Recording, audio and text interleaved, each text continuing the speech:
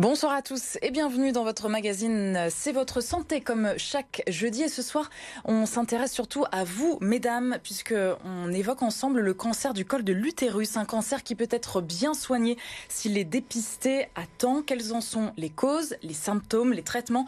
Docteur Leïla Megheli, gynécologue à l'hôpital Saint-Vincent-de-Paul, est notre invitée ce soir. Bonsoir. Bonsoir. Merci beaucoup d'être avec nous, d'avoir accepté notre invitation. Et comme chaque semaine, Tina Géréral, notre experte santé pharmacienne, est avec nous. Bonsoir Tina. Bonsoir Marie. Et on commence chaque semaine avec quelques chiffres pour commencer.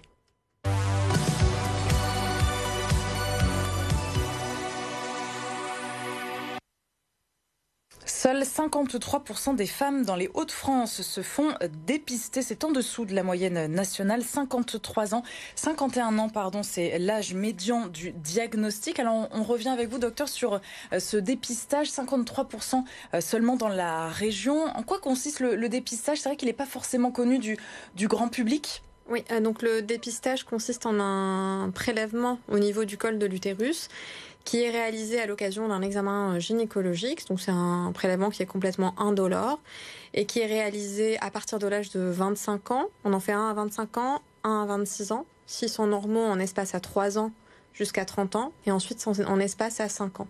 Et pourquoi justement on espace après 30 ans les dépistages? En fait, avant 30 ans, c'est un dépistage qui se fait par un frottis cervico-vaginal. C'est des pratiques qui ont été modifiées récemment. Avant 30 ans, donc c'est un frottis cervico-vaginal, c'est-à-dire qu'on va regarder les cellules qui sont prélevées avec une petite brosse.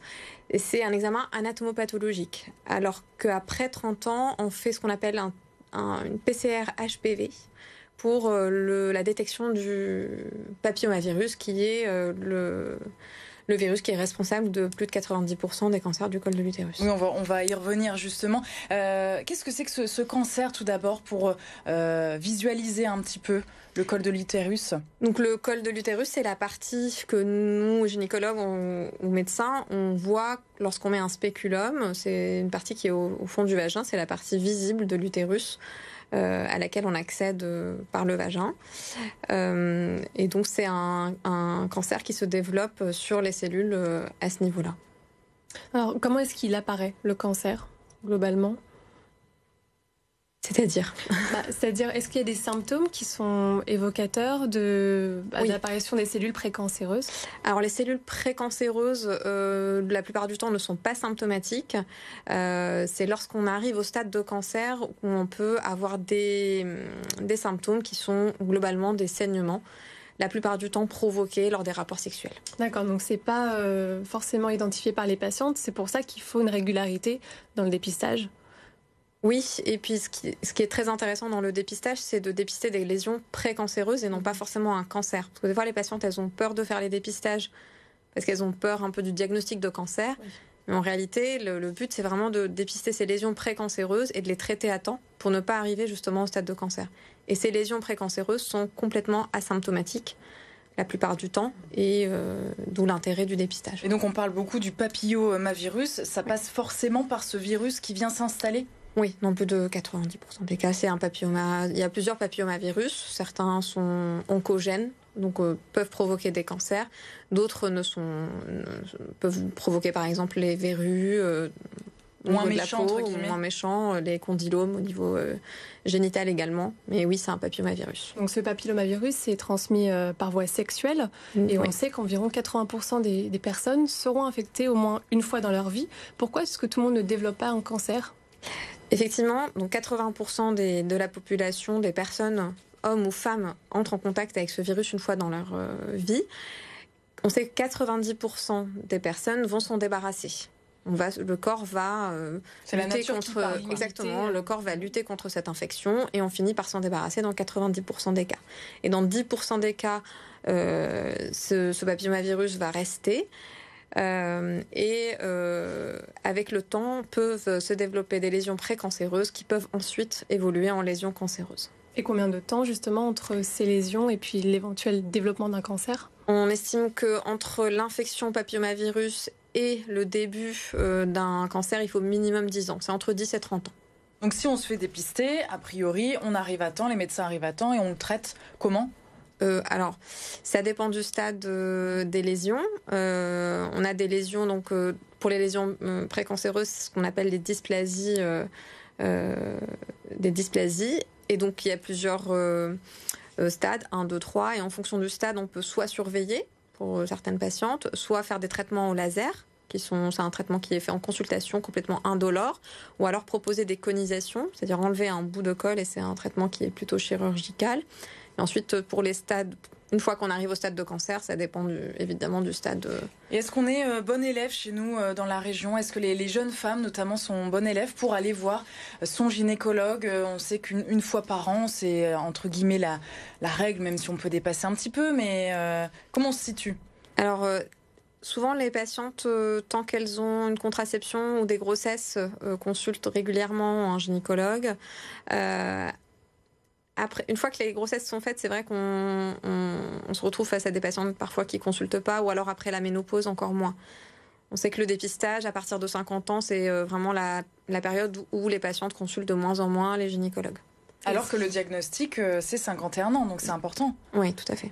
Est-ce qu'il y a des actions qui ont été mises en place justement pour que les femmes soient prévenues et qu'on leur rappelle les dépistages? Ou est-ce qu'elles doivent rester vraiment actrices de leur santé à ce niveau-là? Alors, il y a un dépistage organisé qui a été mis en place depuis 2018, qui consiste en donc l'examen tous les 3 ans avant 30 ans et tous les 5 ans après.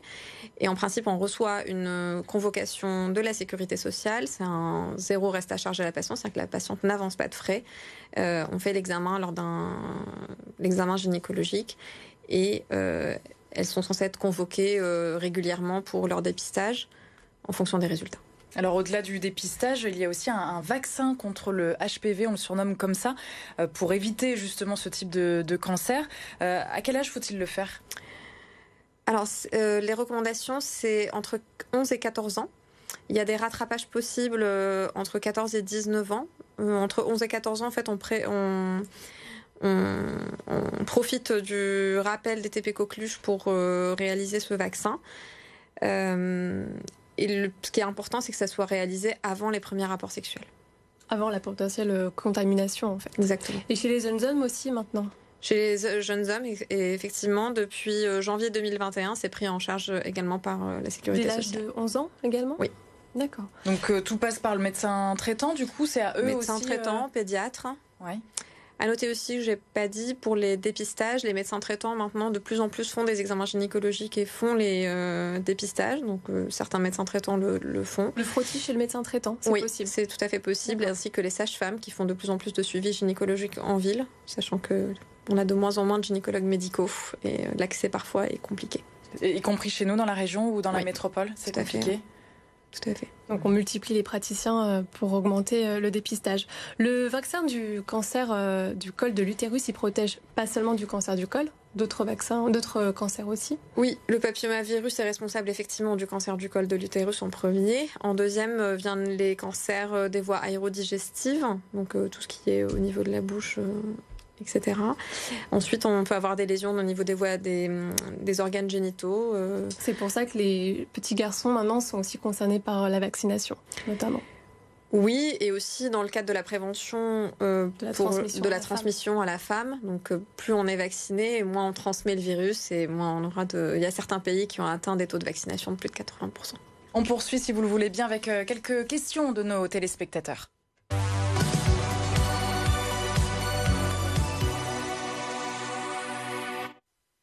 Alors on commence avec la question de Cathy de Berck-sur-Mer qui nous demande si le préservatif protège du papillomavirus. Alors malheureusement non, le préservatif ne suffit pas à protéger contre l'infection papillomavirus. D'accord, donc il n'y a que le vaccin actuellement qui est recommandé en prévention. Autre question? Question de Marie de Roubaix qui se demande si une grossesse est possible après un cancer du col. Oui, ça dépend du stade de la maladie. Si c'est un stade très précoce, on peut réaliser des traitements, notamment chirurgicaux, qui préservent la fertilité. C'est à discuter en réunion pluridisciplinaire, mais c'est possible. En tout cas, c'est pas du tout exclu. Et un rappel... Oui. Sur le cancer du col de l'utérus, du coup, on a beaucoup parlé de prévention, de dépistage, mais sur ce cancer-là, les traitements continuent d'avancer. Est-ce qu'on est pionnier chez nous dans la région? Les traitements consistent en fonction du stade, soit une chirurgie première, soit parfois de la radiothérapie associée à de la chimiothérapie. Donc un traitement classique du coup contre le cancer. Et pareil, ces diagnostics à 51 ans aussi. Est-ce qu'il y a des cas plus jeunes qui se dévoilent ? Oui. Il y a des cas plus jeunes parfois de cancer chez des patientes, même avant 30, à partir de 30 ans souvent, mais ça arrive, oui. Est-ce qu'une prise en charge très précoce, justement, exclut tout risque pour une potentielle grossesse ou alors un retrait de l'utérus ? Il n'y a pas de risque zéro en médecine. Donc effectivement, quand on a un stade très précoce, la survie, elle est de plus de 90%. Enfin, la survie sans récidive à 5 ans est de plus de 90%. Alors que quand on passe à un stade avancé régional, on est à 57% environ. Et ensuite, quand on a un stade métastatique, c'est 17%. Donc c'est vraiment, si on prend précocement, c'est une maladie qui se guérit quand même. Merci beaucoup Leïla Megheli, gynécologue donc à l'hôpital Saint-Vincent-de-Paul, d'avoir été avec nous. Et Tina, à la semaine prochaine pour un nouveau rendez-vous de C'est votre santé. Merci. Et demain, on se retrouve évidemment pour terminer la semaine. Et le vendredi, c'est votre magazine Top Sortie. Floriane Joseph, originaire d'Armentières, vient nous présenter son premier livre, La Belle et la Bête. Une idée de lecture donc pour ce week-end à venir.